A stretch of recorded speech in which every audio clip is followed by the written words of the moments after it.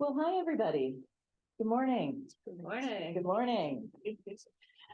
We expect other people are going to be wandering in as we get started. And also we have a wide audience online. Welcome. I'm Shannon Hayter. I'm the Dean of the School of International Studies here. And I'm so excited for today's event. We have the great pleasure here to welcome Federica Mogherini. She is currently rector of the College of Europe and director of the pilot program of the European Diplomatic Academy that I was just hearing a little bit about, and is extremely exciting.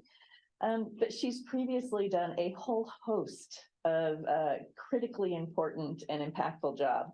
She served as the High Representative of the European Union for Foreign Affairs and Security Policy and the Vice President of the European Commission. Before that, she was the Italian Minister for Foreign Affairs and International Cooperation, where she was the head of the Italian delegation to the NATO Parliamentary Assembly and Vice President of its political committee. So she's held numerous high-level positions in the Italian government, from being a member of the Italian delegation to the Parliamentary Assembly of the Council of Europe, to Secretary of the Defense Committee, to member of the Foreign Affairs Committee.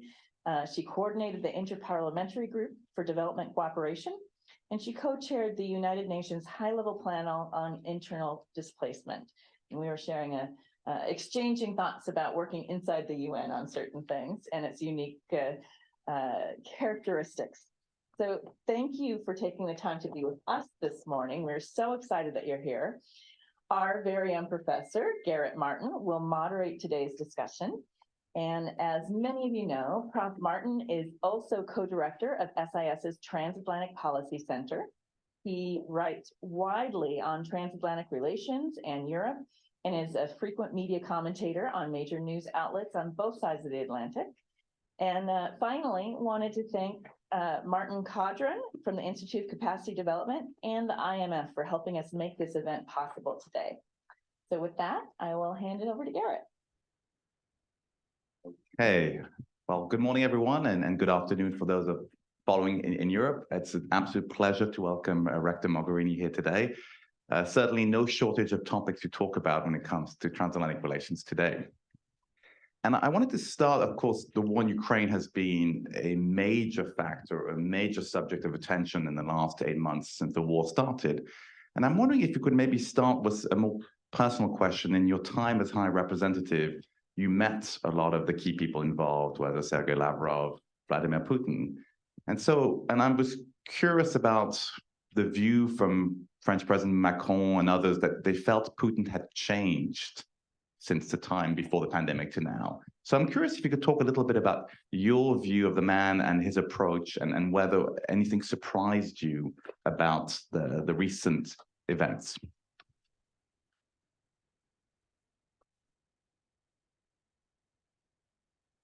Yes. Well, first of all, let me thank you for having me here. And I'm thrilled to be here with you, and with you in person, but also online. And thank you for inviting me. It's a great pleasure to have this opportunity that we had tried to arrange before, but now finally we're free to travel. And it was a must for me in my first trip to DC after many years, now 3 years, to come here. And I'm delighted that this is happening today. So thank you for making this possible. Was I surprised? Not really. Well, I have to say I met Lavrov many times on different topics. Ukraine was always the first one, but also on the Iran nuclear negotiations and other things, Middle East peace process, UN context, and any other multilateral setups. I met bilaterally Putin only once, me across that famous table, but on the shorter side.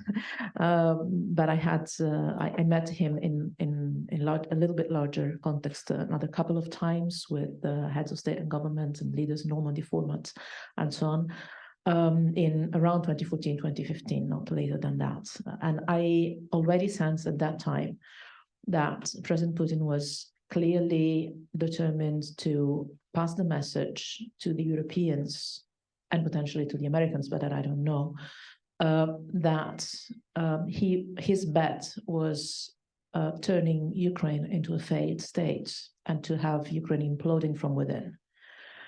And I think that if it didn't happen, it was thanks to the enormous support, including financial support, that the European Union, and not only, but I would say mainly the European Union in 2014, 2015, but also the United States and other partners and allies gave to Ukraine at that time, and even more today, to support the resilience of the country, to support the reforms in the country, and to defeat that strategy that Putin had in mind, that of basically telling to the West, why should you waste your money on it? Just leave it to us, it's wasted.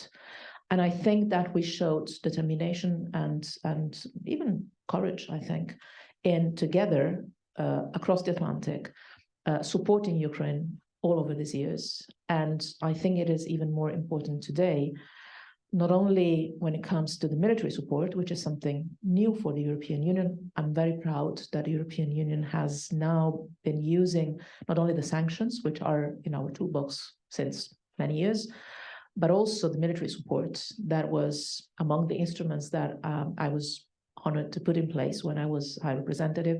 We didn't imagine at the time that they would have been used for Ukraine. We were thinking more of the Sahel or training partners in Africa or elsewhere. But for instance, the European Peace Facility, the military support, just these days, the European Union is launching a military training mission to train Ukrainian militaries. The military support that, and even the lethal arms that the European Union is given in support to Ukraine is something important and new, for sure. And it's, I would say, the backbone of the reaction of the transatlantic community to the war, but also, and long-term, even more importantly, maybe, the financial support and the support for the reconstruction, which is something that is fundamental for the Ukrainian people to see the end of the tunnel and the future of their country as a solid one. And I think it's also key to pass the message to Putin that we are there for Ukraine in the long term, and that no matter what he will be doing, Ukraine is part of the democratic world and is part of Europe and has a European path.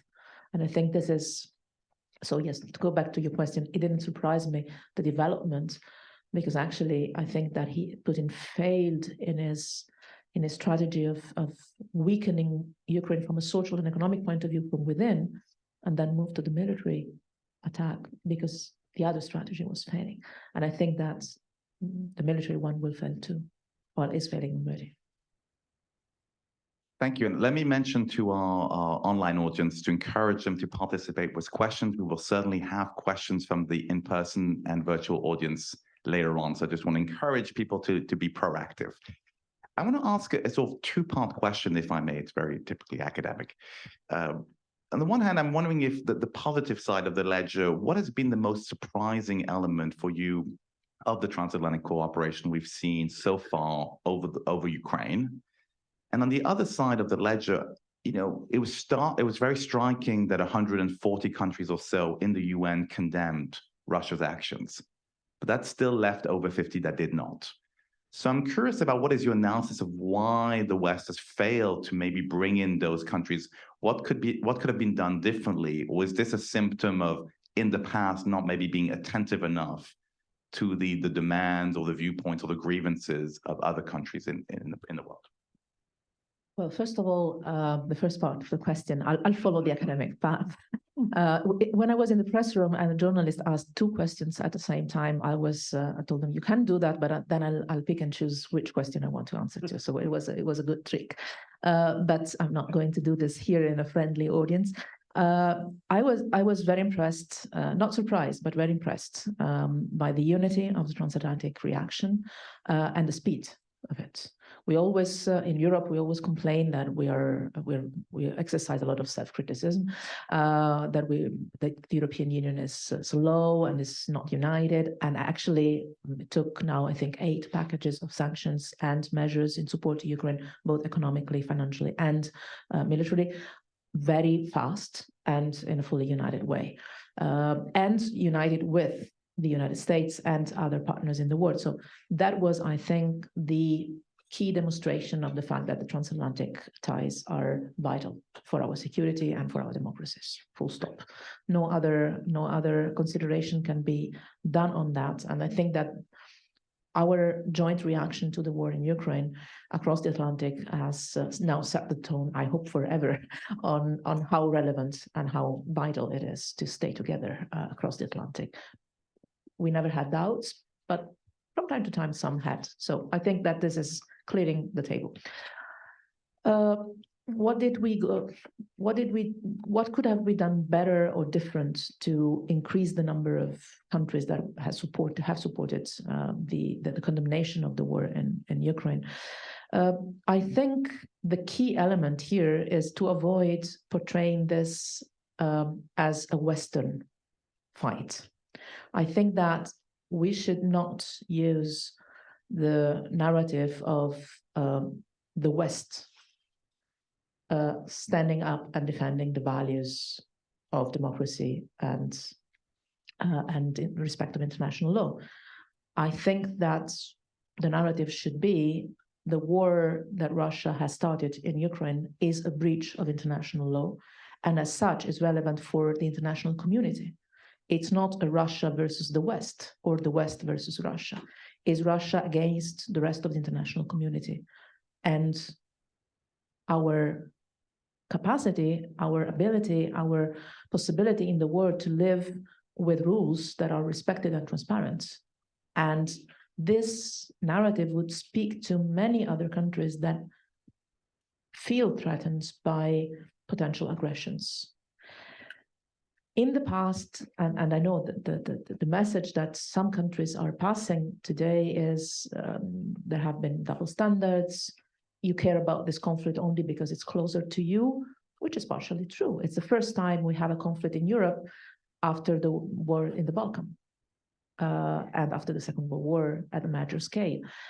And we thought that Europe was somehow free from conflicts in the last decades, even if, I mean, this is a full-scale war. This is a full-scale war that is bringing us to the last century in terms of images and dynamics we had imagined were things of the past.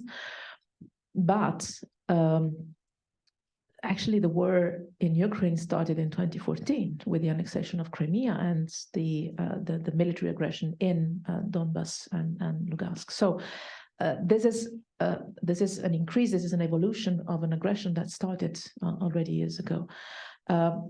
So the narrative somewhere is you care about this because it's closer to you. And again, partially it is true, and it's normal. It's fair, but also it's the first time that a conflict of this scale gets so close to threaten on the use of nuclear weapons.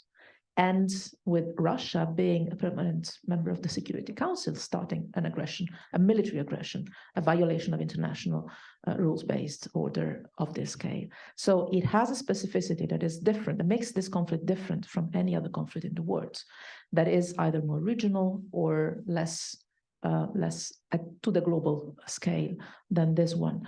And I think it is, I'm sure we'll move to talk about China at a certain moment, but I think it has been extremely important and wise, the conversation that President Biden had with President Xi, I think it was just yesterday.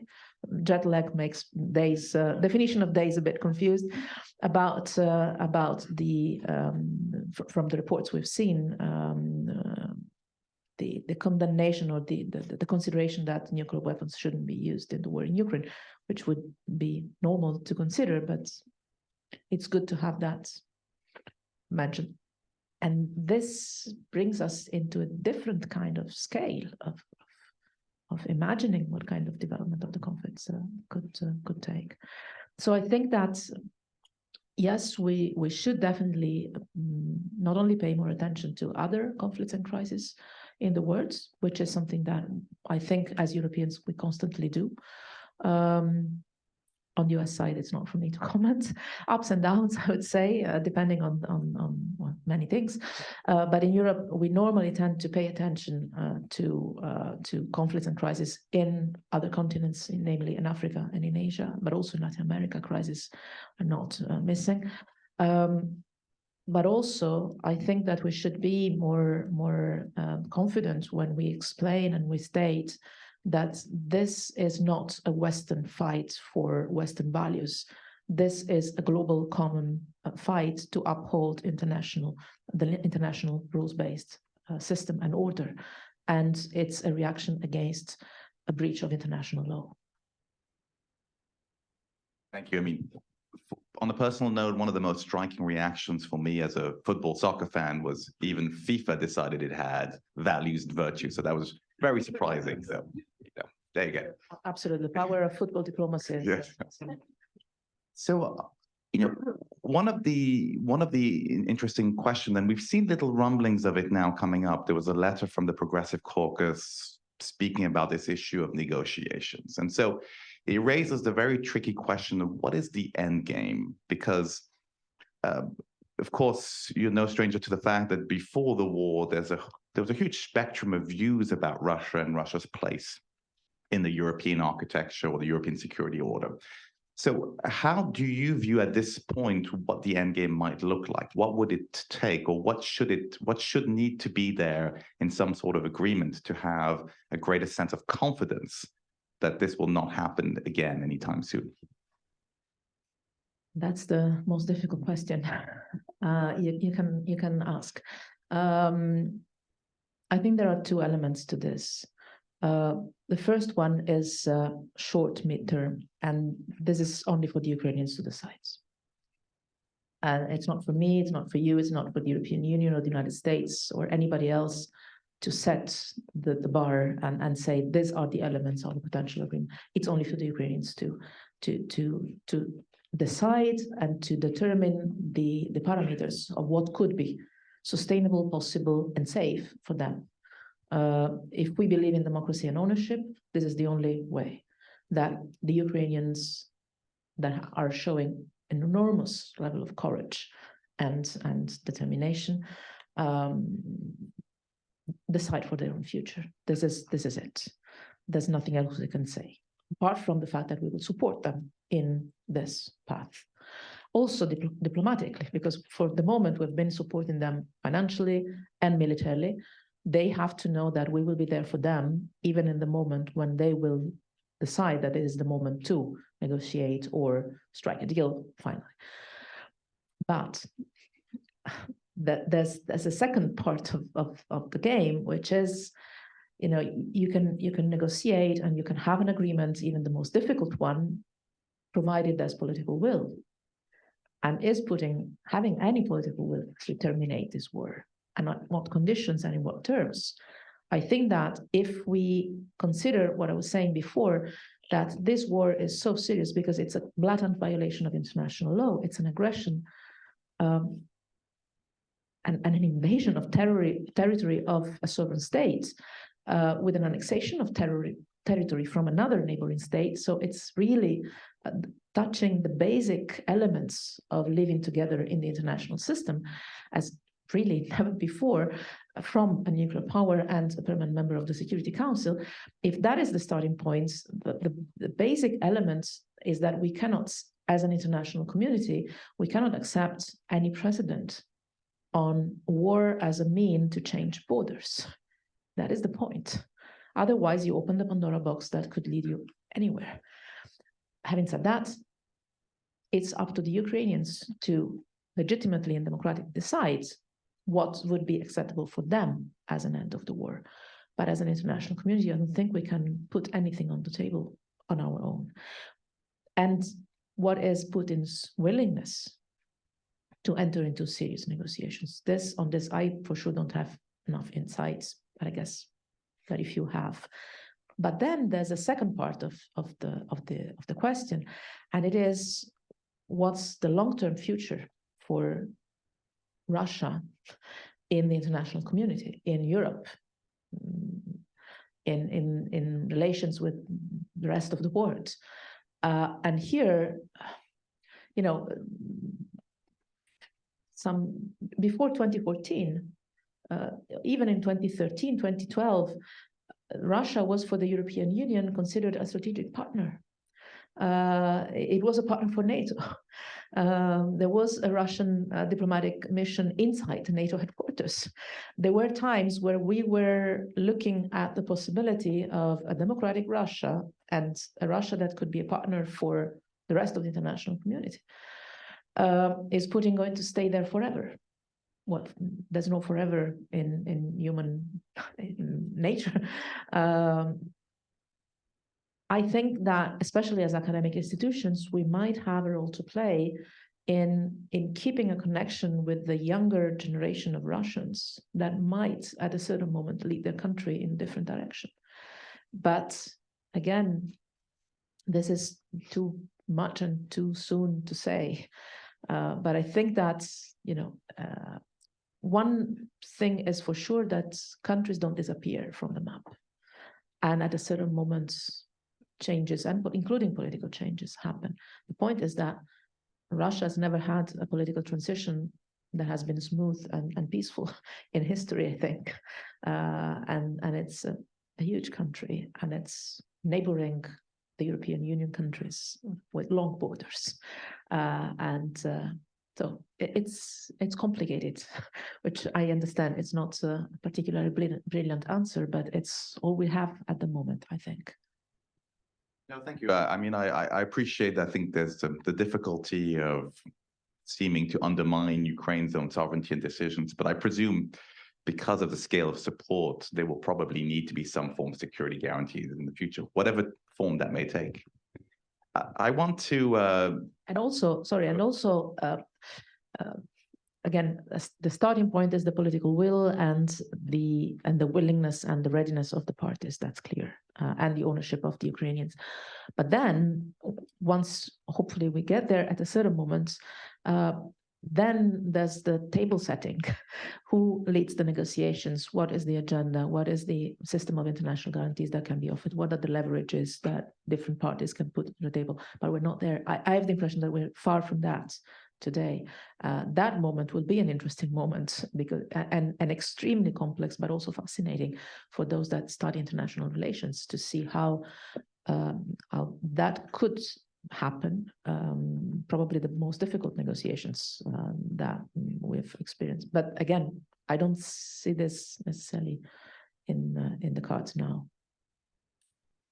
Well, I want to shift to the question of China. I was going to say pivot, but that gets eternally disrupted, so that may not be appropriate. But on the one hand, there's certainly been a degree of convergence between the American position and the European position, broadly defined, towards China, and more of a shift towards competition than maybe cooperation. But there still seems to be some huge potential for friction. We saw that last year with AUKUS. We are seeing it with other examples more recently. So to what degree are you optimistic about a greater degree of convergence between Europeans and Americans on this question moving forward? Or are the interests and also the situations quite different? China has a far greater economic presence in Europe, meaning that decoupling would be a lot more expensive. So is that a risk in terms of the transatlantic approach? I think Europeans have shown in these recent months that they can take on them decoupling, even if it's very expensive. We're doing this from Russia, and that is much more expensive and difficult than doing this from China. So if there is a good reason for going in that direction, I don't think that Europeans would stay away from that. On the contrary, again, decoupling from Russian gas is quite heavy for Europeans, and yet we're doing this. Probably we should have done it before, but this is a different story. So I don't think that this is the key element. I think one of the key elements is geography. The United States is a Pacific power, while the Europeans are not. And our relations with China are defined with a very articulated and I think sophisticated and very solid definition, determination of 3 different levels of connection or interaction with China that we forged at the very end of my mandate, 2019, and that are still valid. It's the framework of the EU-China relation for the European Union, and that defines China on some issues as a strategic partner, take climate. And I think that the US might, because depends. And I probably will also depend on how next Congress will finally be and the presidential campaign for 2024.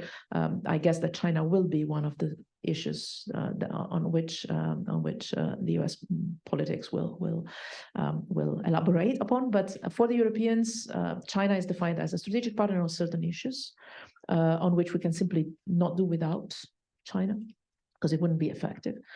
A competitor, and that is mainly on trade and economic issues, but not only, also on some geopolitical issues, clearly, and a systemic rival. And that is the definition that the European Union has on China, these 3 categories. And at the beginning, for the Chinese reaction was very bad, obviously, you can imagine. And then when we explain them, that actually we are systemic rivals in fact, objectively, simply because we have different systems. We are democracies. We work in different ways. We have different principles. For us, human rights have a different definition than for the Chinese. That's clear, to say the least. And I think that this tripartite somehow definition reflects very well the articulation, the complexity of the European approach to China, that puts different issues and different talks in different boxes without shying away from addressing the most difficult ones. Whenever I visited China, I always had meetings with human rights activists. And that was not easy, but at the end of the day, accepted. Because I assumed that nothing that I was doing in China was not known to the Chinese authorities. And yet I always did it. And clearly, human rights are very important, but not only human rights in South China Sea. I want very clear stance on the European side on the difficult topics on which we consider China a rival, but also on some other issues. The Europeans are probably more ready than the Americans to engage with China on some of the global issues. Again, climate is the topic number 1. I think China is acting in a smarter way than Russia in the global scene, because they never abandon the rhetoric or the narrative of multilateralism. What they argue is who wrote the rules of the game, and historically, rightly so. But then they fall in contradiction when they say that they are still a developing country and not a superpower. Well, not really. So I think that with China, it would be interesting and useful to have a certain degree of engagement on some issues on which, for Europe at least, but also for the United States, I'm sure, there could be a certain margin of, if not cooperation, at least deconflicting. And take, again, the Russian posture on nuclear weapons in the case of the Ukrainian war. We have an interest for China to decouple from that attitude and to say this publicly. And I think it is wise to explore this potential space that we might have. This doesn't take anything away from the fact that long-term perspectives probably are leading us towards a conflicting clash. But in the meantime, I think that if there are areas where we can cooperate, or at least the conflict, given the extremely high level of conflictuality in the world of today, we have an interest in doing that. At least this is where Europeans stand. Obviously, there is a considerable amount of Chinese investments in Europe. But again, as I said, there were considerable economic ties between Europe and Russia before. So I wouldn't take this as one fundamental element for Europeans not to go in a certain direction if they consider that this is needed. We have done this and we can do this again. The point is this needed or is this useful for us? Is it convenient for us politically, not economically, in this moment? So I remember Secretary of State Anthony Blinken last year was very adamant about that the United States had no desire of pushing Europe to make a choice between the US and China. However, the recent decision on the chips ban and on the the export of semiconductors has implications that go well beyond American borders and could affect European companies as well. Is that a possible growing concern about American moves being done unilaterally and how that could create tension between Europe and the United States? I'm lucky enough not to represent the European Union anymore. So I leave this answer to the European ambassador and colleagues that are now having the responsibility to represent European positions officially. But, I can say this as a convinced European and a convinced friend of the United States. I think your country is the country I love the most in the world. So I'm probably the most one of the most pro-American Europeans you would find. It doesn't make any sense even to formulate the thought of asking Europeans to choose between China and the US, because there's no choice to make. We're on the same side. There's no question about it. There's no question about it. And I don't see this changing. It has not changed across the administrations, even the most difficult ones. We stayed friends, even when we were doubting we were considered friends, still we were still friends. So I don't see, it's an automatic being on the same side. Even if, yes, there are aspects, and I would not get into one or the other, but there are aspects of some US policies that are potentially hurting the Europeans. It is like this. It would be better not to have this kind of situations. There could be policies of the European Union that could affect the American economy too. But still, if I am not wrong, I was going through the data yesterday. The volume, for instance, of our trade has increased, I think, by 10% even compared to pre-COVID times in the last year. So, and it amounts to, I don't know what. So, what are we talking about? The reality is of a solid transatlantic partnership, not only on security in NATO, but also on economy and trades and investments. And we should be able to talk and not take each other by surprise. That is always a good rule among friends and family, as we are.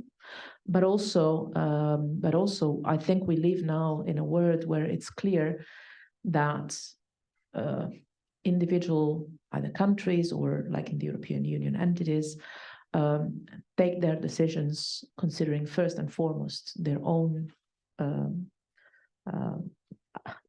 In Europe, we would say strategic autonomy. In the US, I would say interests or priorities domestically. It is clear that even such a pro-European administration like this one still considers in its choices, including foreign policy choices or economic choices, what is relevant for domestic US impact first and foremost. This is the reality we're living in. Still, yes, there is a value in not surprising the partners, and there is a value in being transparent and talking about measures that are considered or taken. I want to shift reciprocally, obviously.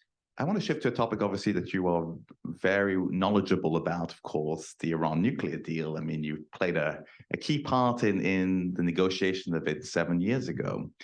And of course, my understanding was it was always a way to try and segment the nuclear question from a lot of other elements of the relationship with Iran, including human rights.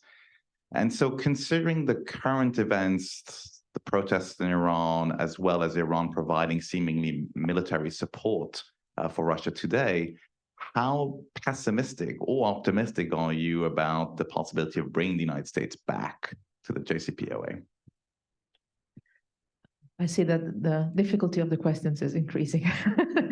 No, it's the word that is difficult. It's not the questions. It's the reality around us that is difficult. And that is the point. First of all, I was very impressed and even emotionally involved by the fact that I just realized that President Obama gave here the speech on the GCPOA in August 2015, and I was going back in time, and only 7 years ago, and so much has changed. And I think that would be my starting point. We now realize that it was, I mean, something that was self-evident for Europeans all the time, but maybe not so much here in the US for all, that it was much better having a GCPOA in place rather than not. This is my starting point, because finding a way to prevent Iran to develop a nuclear weapon is a matter of security for the entire world, and for Europe in particular, being so close, but for the entire international community. So I'm actually probably the GCPOA is one of the things I'm most proud of my mandate, and I think we did it because there was a great level of cooperation across the Atlantic and with other players, including Russia and China at the time, on something that was specific and indeed very well determined. In a form of negotiation that was in a format of negotiation that was unique in its kind, because it was a negotiation that was set up by a UN Security Council resolution in 2003, and that indicated the High Representative of the European Union as the facilitator of negotiations that were having a clear format, with countries involved clearly specified, and a clear mandate, nuclear related only. So the boundaries were very clear and set. Today, I don't have the insights, and I don't necessarily want to have the insights on how negotiations are developing now. My guess is that we might be in a situation that could be quite similar to the one I found when I started as a High Representative, end of 2014. It was a situation where the technical aspects of the agreement were almost all defined, with some remaining gaps that were relevant, but the entire architecture of the agreement was more or less shaped.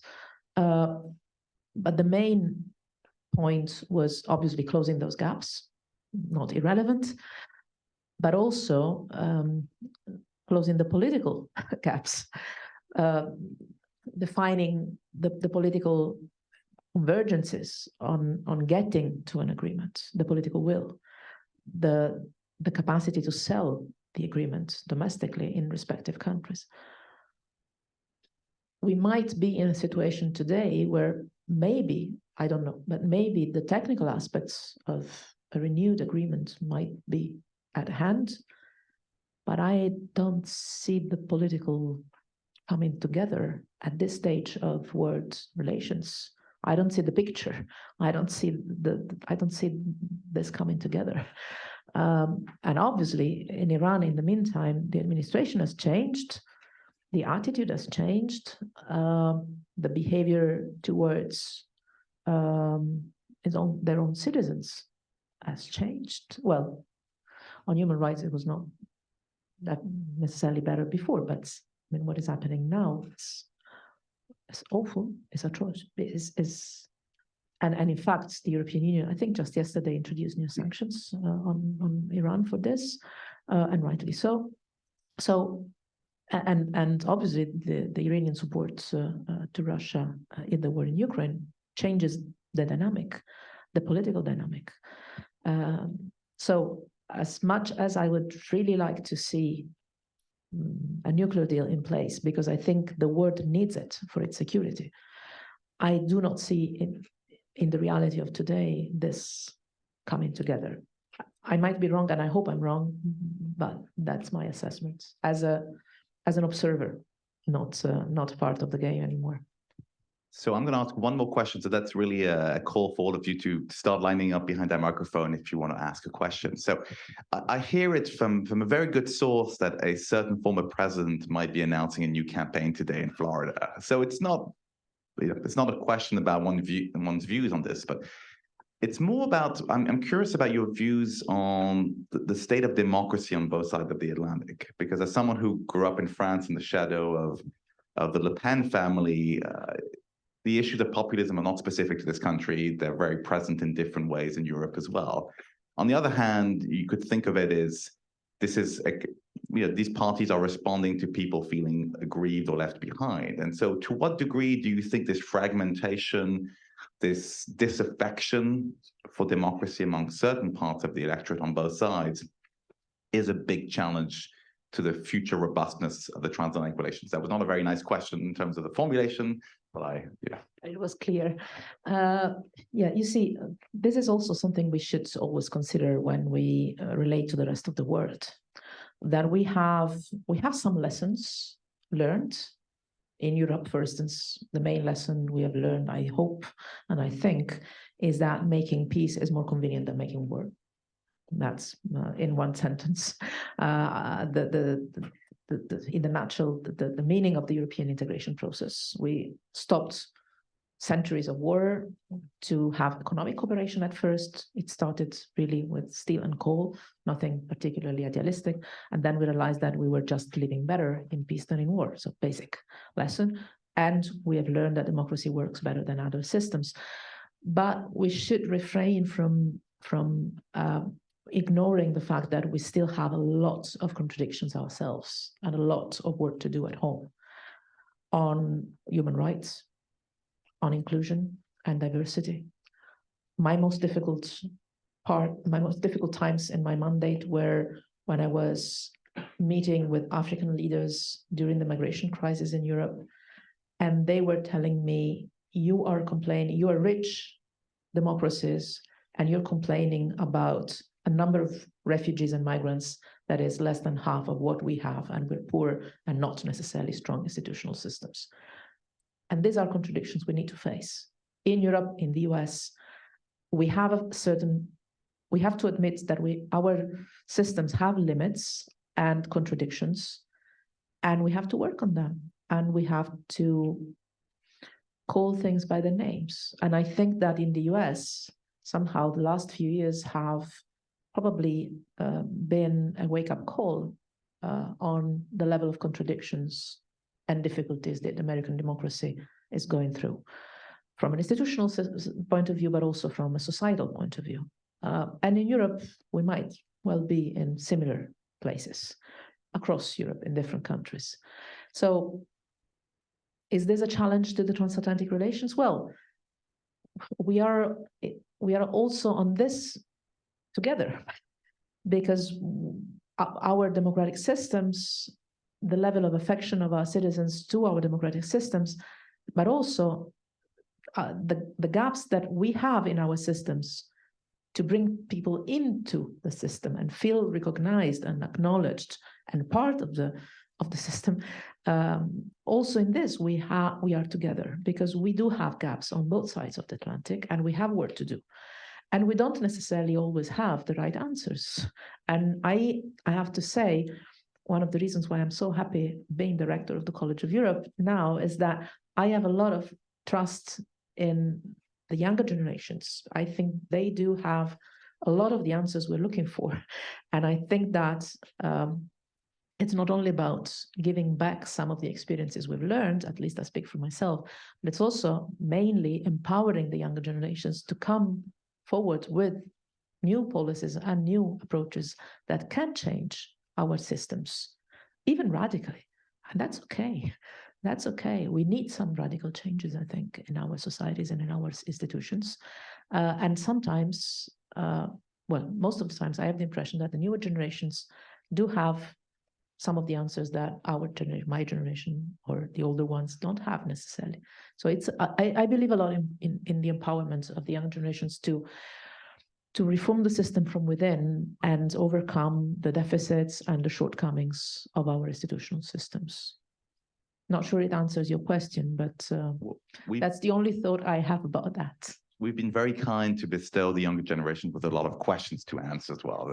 So it's wonderful that we have a large number of people asking questions. So I please request that channel your most concise selves, and we might take 2 questions at a time, just out of a sense of efficiency, if that's okay. So please, the gentleman and then the young one behind, please. Buongiorno, lettrice. My name is Stephen. I'm from Italy and I study at GW, but I saw this event happening and so I had to show up. I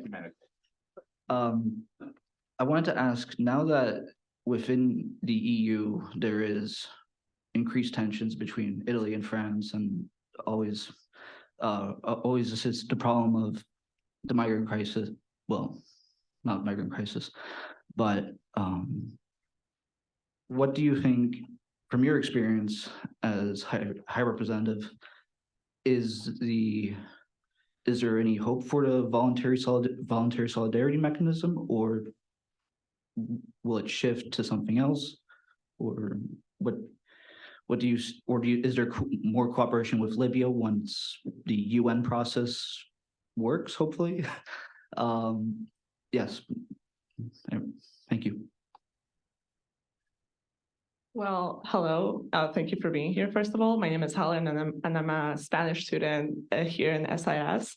I wanted to ask, maybe not focused on the Transatlantic cooperation, but mainly about the challenges that now the EU is facing within, especially considering that now we're fighting for democracy in the Ukraine. How can we continue also strengthening one of our founding values and ideas of democracy within, especially with the rise of far-right populist governments, especially in Hungary and Poland, and also considering that now that we're facing the war in Ukraine, we have had to, in a way, provide assistance to those countries to also strengthen our security in our borders and address the refugee challenge. So, yeah.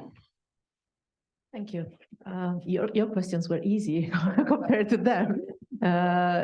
It's a bright generation. On the developments on the migration crisis, and you're perfectly right to say, or not crisis, because actually the numbers are not those of a crisis. I would say that the crisis in managing the migration flows, let's put it this way. My candid answer to your question is, I don't know. I don't know what the future possibilities of agreements are. I've seen many fights and contradictions during my mandate about the internal policies on solidarity among member states, on relocation of refugees and migrants, where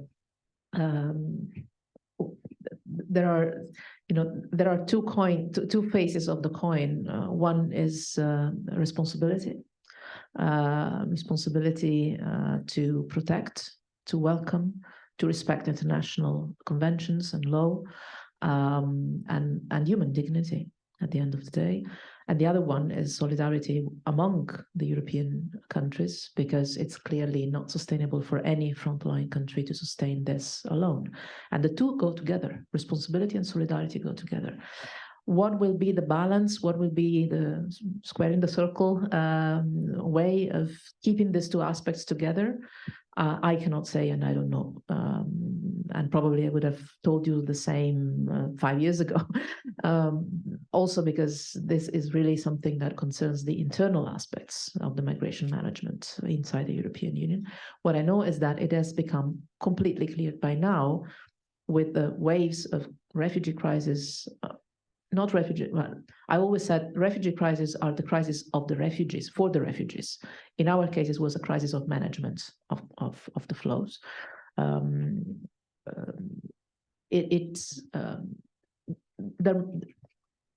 2015, well, it started well before in Spain, in Italy, but in 2015 it became really a European issue. And then I think we've learned how to welcome refugees from Ukraine in the East in a quite remarkable manner with European instruments. And we should use this now. to understand how to establish a system that is sustainable over time for all countries of the European Union, regardless of whether the flows come from the east or from the south. Again, it's not for me to put forward any recipe here, but again, these are the two elements: responsibility in upholding international laws and values, and the responsibility to protect human beings, and the solidarity within the European Union, without which the responsibility becomes unsustainable. These are the two aspects that need to find a balance. I hope there will be enough political leadership. That's what is needed to square this circle and to take these two elements into consideration. I've seen that Mattarella has spoken with Macron yesterday, and I hope that the wisdom of presidents might calm down things on that side. And on how democracy.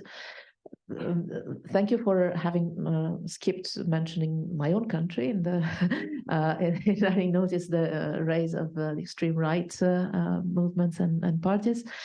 You know, the good thing is that the European Union has an institutional system, and it's the only place in the world where this happens, where we have a system to monitor respect of human rights and democracy and rule of law, and even to sanction if needed. And this is the only place in the world where we apply this kind of measures and parameters. And I think, you know, we were talking before about the fact that we have shortcomings in our own systems, and it's work in progress. The good news is that the European Union has the instruments to help strengthening democracy and rule of law, or signaling if there are worrying trends or steps that should not be taken.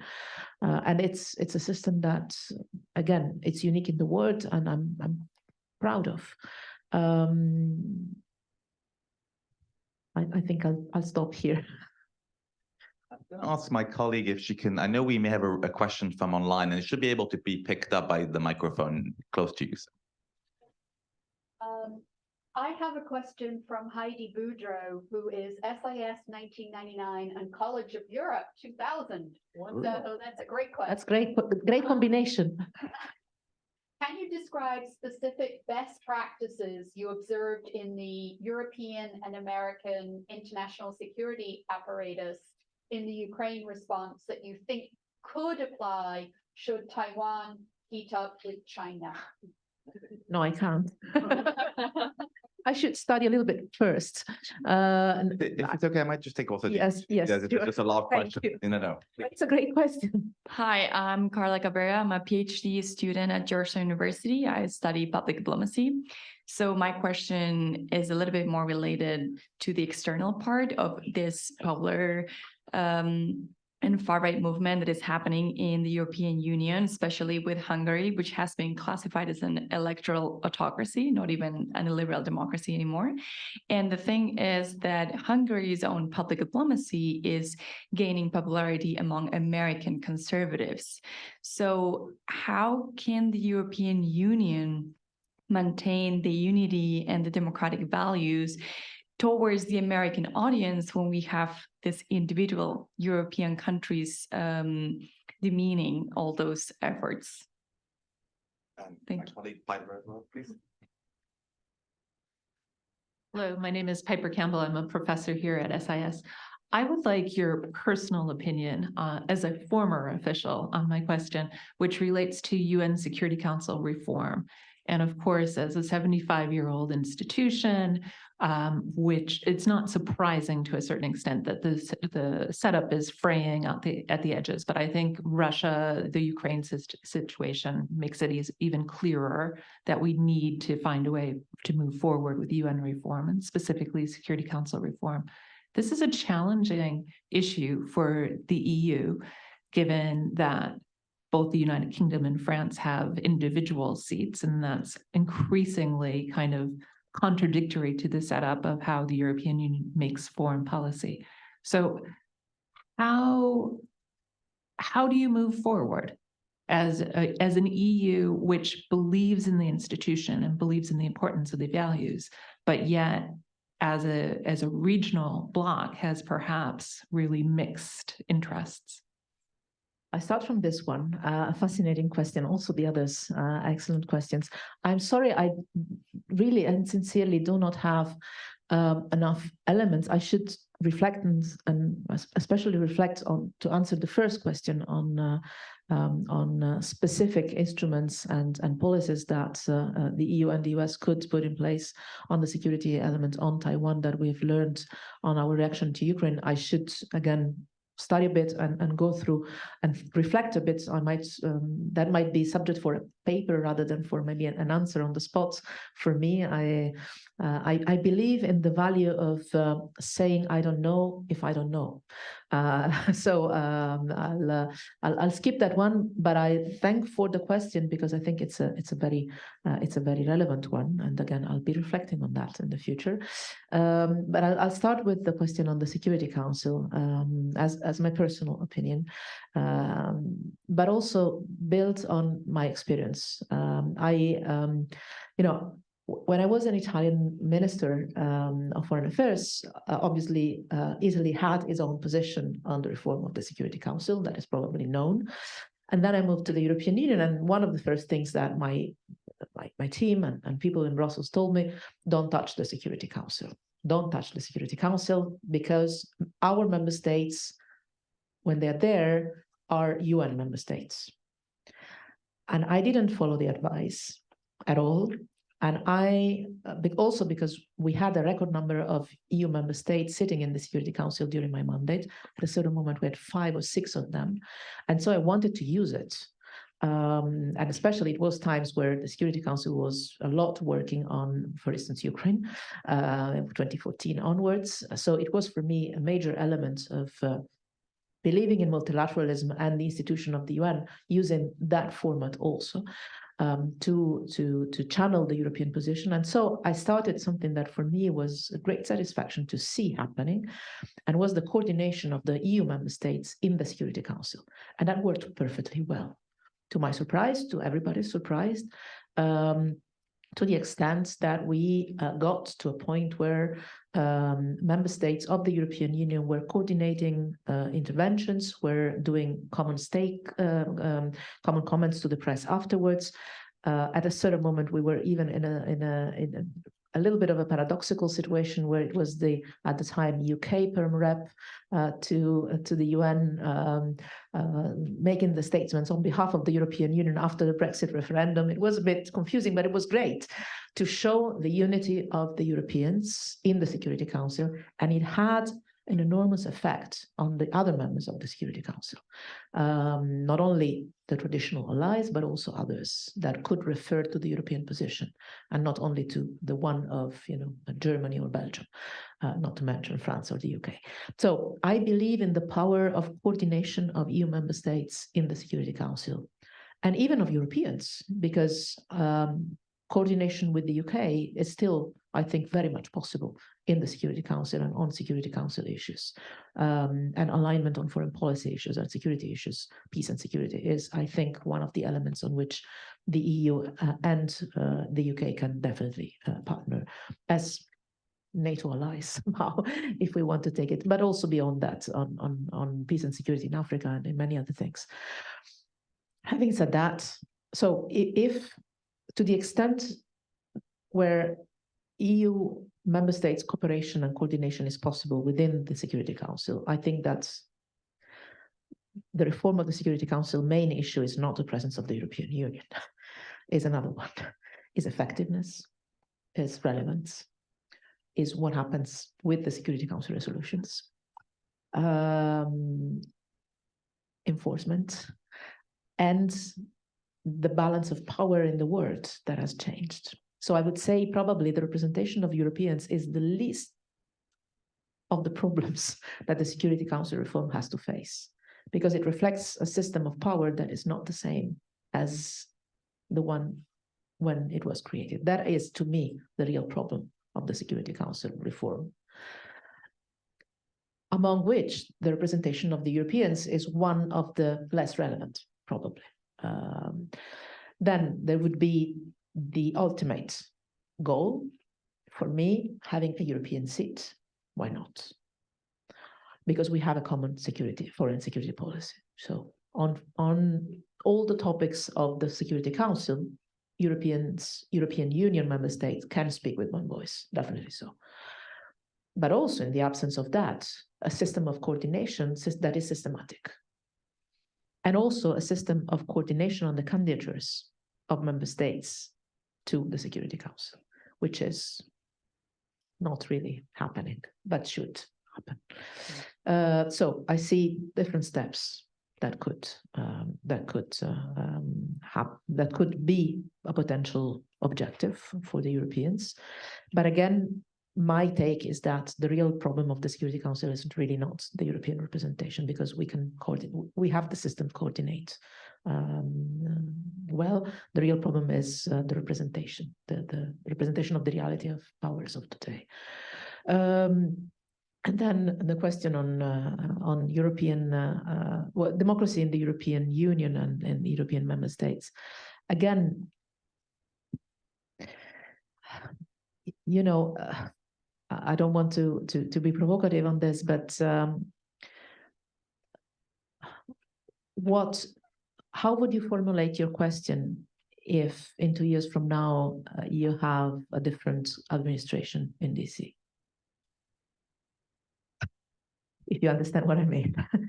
we do have shortcomings, and I think it's good that we realize that, because for a certain time we have not, and we have lived in a world where we assumed that our democracies were strong, stable, and granted once and for all.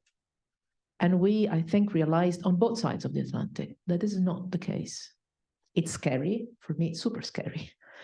But it is like this. It was interesting. I was talking the other week with one of I think the best academics we have in Europe and in Belgium for sure, Jonathan Oslak, that was telling me, you know, at the end of the day, we had a parenthesis of peace, democracy, rule of law in the world that is just a few decades long. Probably the world today is going back to normal, which is no democracy, rule of law, and human rights, which is super scary for me. And I think that we have the duty and the responsibility and the interest to avoid that this parenthesis of basically the post-World War system is destroyed. But it could be. And it could be not only in one place or another, but across the Atlantic. And what scares me the most is that we might find ourselves together in this challenge to our democratic systems and rights, individual civil rights. The feeling for every single individual of being accepted and having a role in its own society.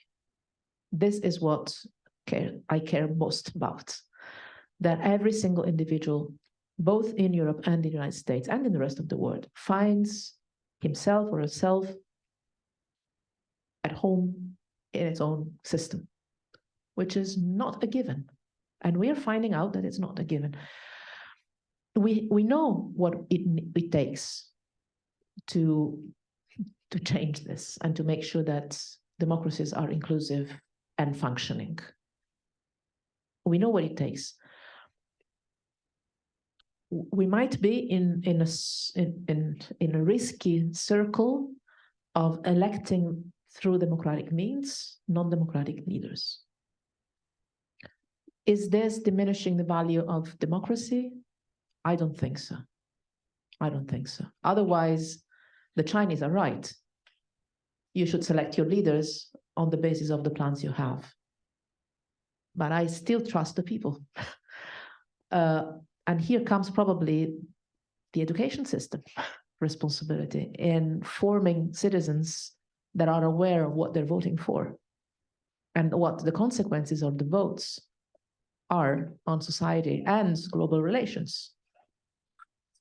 So again, it's not a black and white answer, but I think we are not living in times that are not again, we're living times where probably complexity and challenges are the highest we have ever faced since the Second World War. Not to mention something that has not been mentioned so far, but I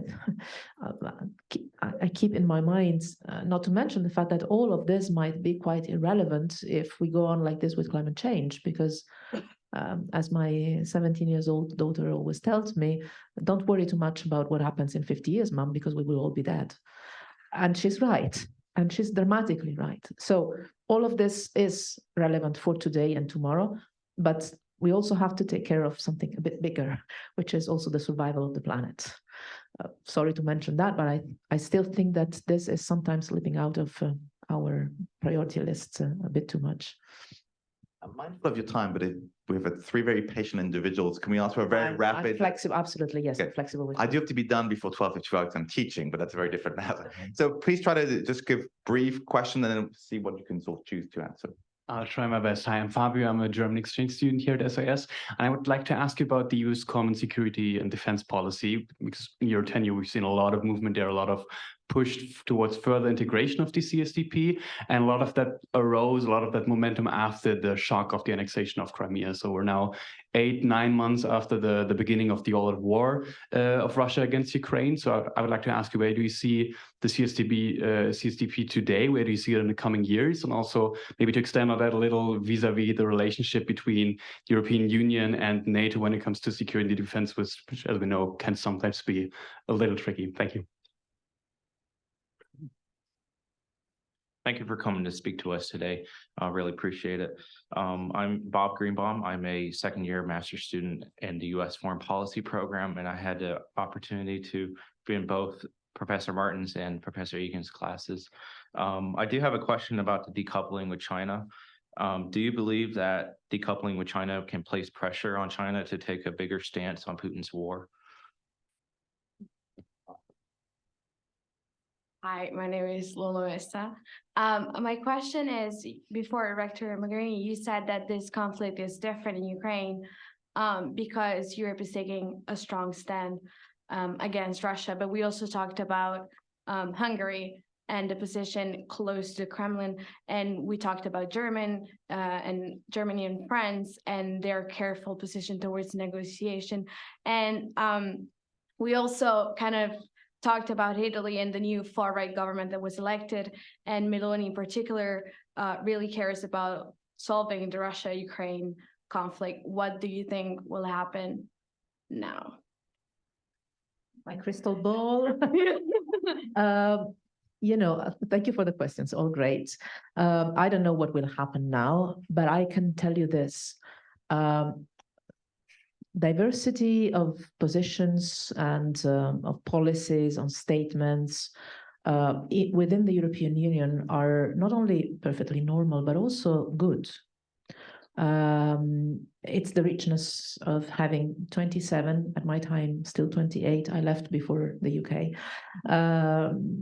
It took them a bit longer to leave than to me. The diversity of having 27 member states with different politics. We have governments in power in the 27 member states that go from far left to far right, different geographies and different histories. You put together these three differences, these three diversity layers, and you recognize and you imagine and you appreciate the fact that you have different voices. I always hated the expression speaking with one voice, because the purpose is not speaking with one voice. The purpose is doing the same thing together. It's okay to speak with different voices. I always said it's a choir. You can have different voices singing the same song. That's the point, but not having one voice only, because diversity in Europe is good. And it's part of the fact that we are 27 different countries with 27 different attitudes. And that's okay. That's even good because it helps the others understanding different viewpoints. It's a richness that helps the Europeans and the European Union understand the complexity of the world, which is something that in the United States sometimes is a bit more difficult to grasp the complexity of certain dynamics. In Europe, we have this complexity within, and so it's easier for us to decrypt the complexity of others. So it's good to have this variety of voices, and it's natural, and it couldn't be otherwise. The point is not what member states say differently. The point is their willingness to decide what to do together. And at the end of the day, we have decided together so far, even with different interests or different positions. I always said, don't see the statements that ministers or prime ministers give to the press when they enter the council. See what they say when they get out of the council. We have decided to do this. In the beginning, they say what their national position is. At the end, they say what the European decision has been to which they have contributed. That is the relevant thing. We have decided to do this together. And so far decisions were taken fast and unanimously. My guess is that this will continue. When we adopted sanctions against Russia in 2014, the political debate was much more difficult than now, also because it was the first one of that kind. And everybody was saying the Europeans will never reach unanimity on sanctions, and we did. And then everybody was saying it will last for a very short time. And those sanctions of 2014 are still in place now. So I'm confident that the Europeans, even if they have different viewpoints and different, again, geography, history, and politics, they will stick together and continue to take decisions together, because what is at stake here is too important to not to do it. So I'm confident that it will happen. That's my crystal ball provision. Then I can be wrong, but I'm very optimistic on the capacity of Europeans to be united beyond the differentiation of narratives that can be there. Consider that narrative also speaks to the domestic political debate, but then the decisions are taken for what to do together. The other questions, sorry.